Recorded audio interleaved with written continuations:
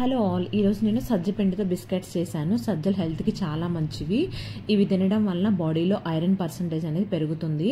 So ఇది నార్మల్గా కొంచెం చేదుగా ఉంటుంది కాబట్టి బెల్లం కొంచెం తీపి ఎక్కువ ఉన్నది తీసుకోవాలి. 1 కప్పు బెల్లంని వేసుకొని 1 కప్పు వాటర్ పోసి బాగా మరిగించుకొని పక్కన పెట్టుకోవాలి.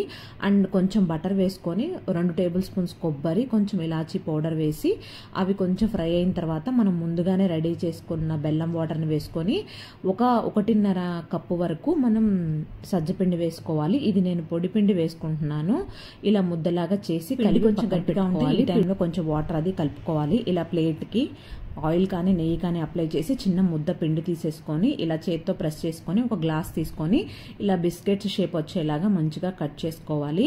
వీటిని ఆయిల్ బాగా వేడెక్కిన తర్వాత వేసుకొని లో ఫ్లేమ్లో పెట్టుకొని 2 వైపులా కాల్చుకోవాలి. మంచి కలర్ వచ్చే వరకు ఫ్రై చేసుకొని తీసుకుంటే మన సజ్జ బిస్కెట్స్ అయితే రెడీ అయిపోతాయి. టేస్ట్ చాలా బాగుంది. పిల్లలకి మంచి హెల్దీ వీడియో నచ్చితే తప్పకుండా లైక్ చేయండి, సబ్స్క్రైబ్ చేసుకోండి. Thank you for watching. Bye bye.